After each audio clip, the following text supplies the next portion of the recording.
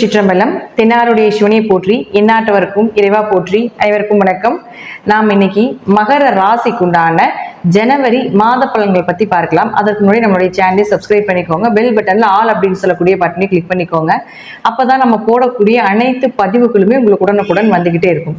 மகர ராசியை பொறுத்த வரைக்கும் பார்த்துட்டீங்கன்னா, இந்த மாதம் ஜனவரி மாதம் உங்களுடைய ராசி அதிபதினு சொல்லக்கூடியவர் 5 மற்றும் 10ஆம் அதிபதி, உங்களுடைய அதிர்ஷ்டம் மற்றும் தொழிலை கொடுக்கக்கூடிய சுக்கிர பகவானோட சேர்க்கை பாருங்க. சனி சுக்கிரன் சேர்க்கை அப்படிங்கிறது இயற்கையாகவே பண வரவுக்கு உண்டான ஒரு காம்பினேஷன்.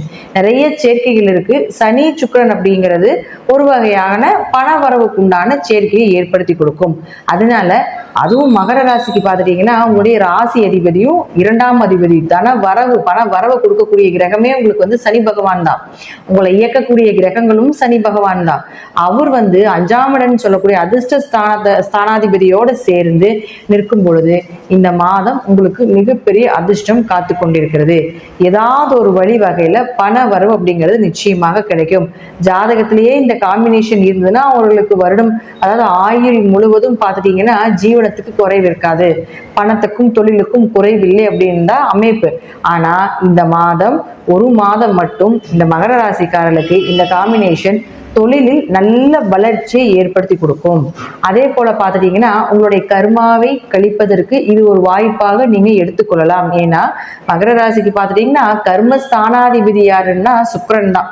அந்த சுக்கிரன் கர்ம காரகனாக இருக்கக்கூடிய சனி பகவானோட சேரும் பொழுது உங்களுடைய முற்பிறவியினுடைய கர்ம மூட்டையை கழிப்பதற்குண்டான ஒரு வாய்ப்பு இந்த மாதம் கிடைக்கும். ஏன்னா இந்த வாய்ப்பு பார்த்துட்டீங்கன்னா அடுத்த 30 வருஷம் கழிச்சுதான் கிடைக்கும். ஏன்னா சனி சுக்கிரன் சேர்க்கையாக இருந்தாலும் கூட ராசிக்கு 2ஆம் இடத்துல இருக்குது.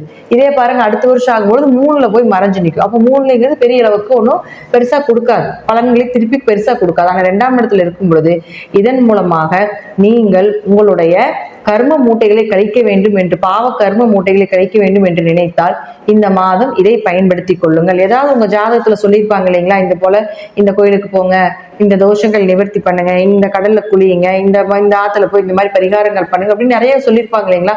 அதுல ஏதோ ஒரு சில விஷயங்கள் இந்த மாதத்தில் செய்யும் பொழுது, குறிப்பிட்டு பெரிய தோஷமாக இருக்கிறத இந்த மாதத்தில் செய்யும் பொழுது அது பல மடங்கான தோஷங்களை விலக்கி உங்களுக்கு புண்ணியங்களை சேர்த்து கொடுக்கக்கூடிய ஒரு மாதமாக இந்த ஜனவரி மாதம் அமையும் அப்படிங்கிறதுல மாற்று கருத்தே கிடையாது. அடுத்தது பாருங்க, உங்களுக்கு பண வரவு அப்படிங்கிறது ஏதாவது ஒரு வழியில வந்துடும். தொழில் வளர்ச்சி அப்படிங்கிறது நிச்சயமாக உண்டு. தொழில் ஏதாவது பெருசா பண்ண வேண்டியதா இருக்கலாம், அல்லது தொழிலை புதுசா இன்வெஸ்ட்மெண்ட் பண்றது, தொழில் நிலையில் இருக்கக்கூடிய மாற்றங்கள், தொழில் மாற்றங்கள் இதெல்லாமே நிச்சயமாக ஏற்படுத்தி கொடுப்பார். அடுத்தது குரு. இந்த குரு அப்படின்னு சொல்லக்கூடியவர் பார்த்துட்டீங்கன்னா ரோகிணி நட்சத்திரத்துல வக்ரத்துல இருக்கிறார். சந்திரன் யார் உங்களுக்கு 7 கூடையவர். அப்ப கணவன் மனைவிக்குள்ள சின்ன சின்ன கருத்து வேறுபாடுகள், அல்லது மனைவி வழி உறவுகள் மூலமாகவோ அல்லது கணவர் வழி உறவுகள் மூலமாகவோ ஏதாவது ஒரு மன சங்கடங்கள் ஏற்படுறது, இதெல்லாமே இந்த பிப்ரவரி மாதம் 4ஆம் தேதி வரைக்கும் நடக்கும் அப்படிங்கிறதுலயும் மாற்றம் கிடையாது.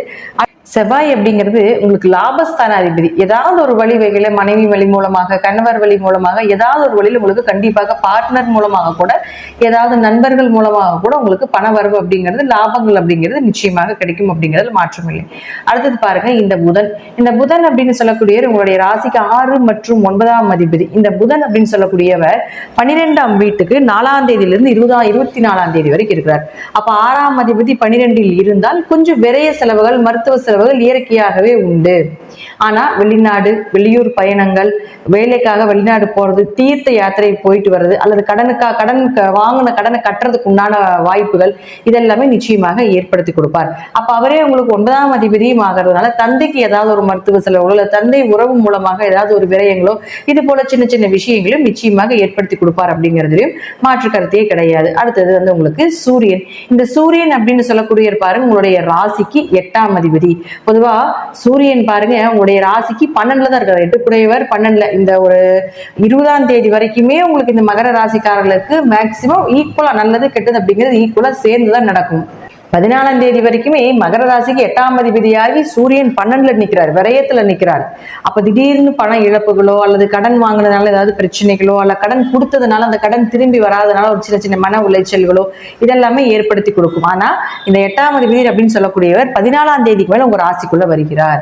பொதுவாக சூரியன் மகரத்துக்குள்ள என்ட்ரி ஆன உடனே 14ஆம் தேதிக்கு மேலேயே விபரீத ராஜயோகங்கள், 8 கண்டங்கள் விலகும், ஆயுள் ஸ்தானம் வலுவாக இருக்கும், திடீர் வருமானம், தடைப்பட்ட இடத்துல இருக்கக்கூடிய வருமானம் எல்லாம் வர்றதுக்கு உண்டான வாய்ப்புகள், பணம் எங்காவது கொடுத்து ஏமாந்துருந்தீங்கனாலும் கூட இந்த காலகட்டங்களில் மூவ் பண்ணீங்கன்னா அது உங்களுக்கு வர்றதுக்கு உண்டான வாய்ப்புகள் எல்லாமே நிச்சயமாக இந்த சூரியன் மூலமாக ஏற்படுத்தி கொடுப்பார்.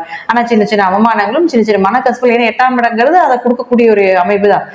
ஒரு கிரகம் நல்லதை கொடுத்தாலும் ஒரு கிரகம் தீமையை கொடுக்கும். அப்ப 8ஆம் அதிபதி லக்னத்துல இருந்தா இது போல விஷயங்களும் கண்டிப்பாக நடக்கும் அப்படிங்கிறதுலயும் மாற்றம் கிடையாது. பொதுவா இப்போ மகர ராசியை பொறுத்த வரைக்கும் இந்த மாதம் அப்படிங்கிறது பண வரவு ஈக்குவலா இருக்கு, பண வரவும் நல்லா இருக்கு, அதே போல செலவுகளும் கொஞ்சம் ஈக்குவலா வர மாதிரியும் சின்ன சின்ன அலைச்சல் பயணங்கள் கொஞ்சம் கொஞ்சம் அவமானங்களும் இருக்கிறதுக்கு உண்டான வாய்ப்பு இந்த மாதம் இருக்குதுங்கிறதா இந்த மகர ராசிக்கு உண்டான பலன். உங்க ஜாதகத்துல தசாபுத்திப்படி நான் சொல்லக்கூடிய கருத்துக்கள் சிறிது மாறுபடலாம். நன்றி. மீண்டும் ஒரு நல்ல பதிவில் சந்திக்கலாம். திருச்சிற்றம்பலம், தில்லையம்பலம், ஸ்ரீ நரசிம்மர் திருடிகளே சரணம்.